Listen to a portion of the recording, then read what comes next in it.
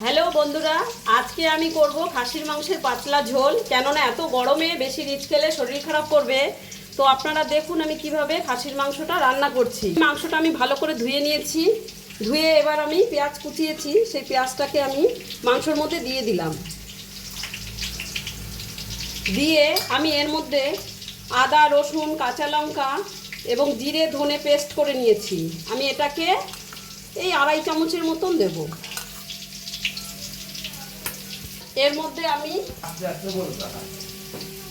এর মধ্যে এখন আমি 2 চামচ হলুদ দেব। এরপর আমি স্বাদ অনুসারে নুন, যার যতটুকু লাগবে আপনারা দিয়ে নেবেন। আমার 2.5 চামচের মতো লেগেছে, আমি সেটা দিয়েছি।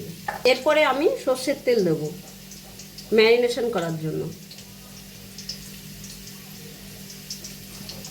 এবার আমি এটাকে ভালো করে মেখে নেব।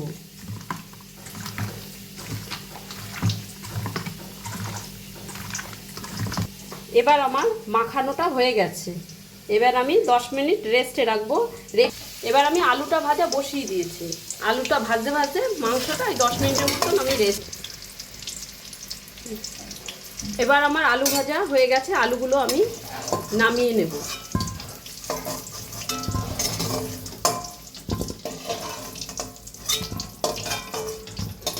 নামিয়ে নেওয়া হয়ে গেছে। এবার আমি আর একটু আলু ভাজার তেলের মধ্যেই তেল দেব। দিয়ে এবার আমি মাংসটা বসাবো।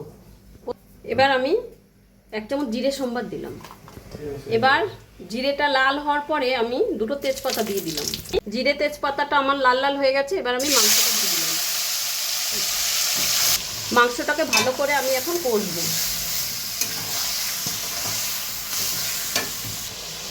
আপনারা ঝাল অনুযায়ী আপনারা লঙ্কা দিতে পারেন কম বেশি করে। আমি যেহেতু কাঁচা লঙ্কা মশলার সঙ্গে পেস্ট করেছি, আমি একটু শুকনো লঙ্কার গুঁড়ো দেবো 1 চামচের মতন।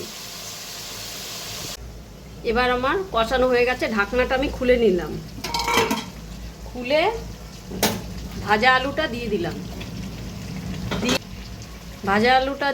দিয়ে একটু নাড়িয়ে নেব। আলু দিয়ে এবার আমার নাড়িয়ে চাড়িয়ে এবার আমি জল দিয়ে দেবো।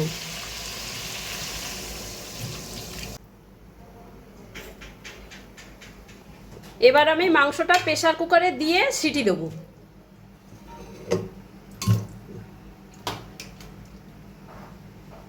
এই প্রেসার কুকারটা এবার গ্যাসের ওভেনের উপর বসিয়ে দিলাম। আমার মাংসটা 3 থেকে 4টে সিটি লাগবে। আপনাদের মাংসে যে কটা সিদ্ধ হতে সিটি লাগবে আপনারা সেই অনুযায়ী সিটি দেবেন। আমার সিটি দেওয়া হয়ে গেছে। এবার আমি প্রেসার কুকারের ঢাকনাটা খুলব। দেখেন বন্ধুরা, কত সুন্দর মাংসের কালার এবং ঝোলটা হয়েছে। এবার আমি একটু গরম মশলা দেব, 1 চামচের মতন গরম মশলা দেবো। দিয়ে আমি একটু নাড়িয়ে